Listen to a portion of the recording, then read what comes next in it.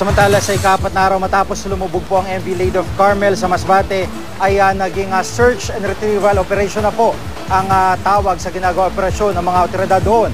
Para sa karagdagang detalye, may live report si Chino Gaston. Chino? Yes, Gigi, bago pa man mag-shift sa search and retrieval ang operasyon ng otoridad sa lumubog na MV Lady of Carmel kaninang alas 12 ng tanghali, itinigil na ng rescue team ang paghahanap sa 7 nawawalang sakay ng Roro dahil sa masungit na panahon na may dalang malakas na pag-ulan at hangin at malalaking alon. Kaninang umaga, saglit na dinaanan ng mga rescue ship ang lugar kung saan lumubog ang MV Lady of Carmel bago sumilong sa bayan ng San Pascual sa Burias Island. Nitong weekend, sinubukan din ng Navy divers na hanapin ang wreckage ng barko. Pero sa lalim na higit 1,300 feet, nasing taas ng 130 palapag na building, malabo na raw may ahon o masalvage pa ang barko.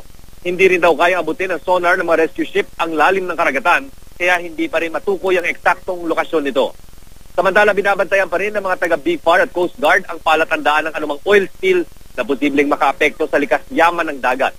Sa ngayon, isinasantabi na rin ng Philippine Coast Guard Masbate ang anggulong overloading dahil mahigit 200 pasahero raw ang passenger capacity ng barko. Banayad din daw ang dagat ng mangyaring insidente. Ang Maritime Industry Authority o Marina naman, 3 anggulo ang tinitingnan. Una, baka mahina na ang pinto sa harap at sinasok ito ng tubig. Pangalawa, posibleng napatid ang tali ng mga bus na naging dahilan para maging off-balance ang barko. At pangatlo, ang paghagupit ng malakas na hangin sa barko. Sa kabila ng insidente, tuloy ang biyahe ng 7 pang barko ng Medallion Transport. Ang 5 rito na inspeksyon na at nakitang seaworthy.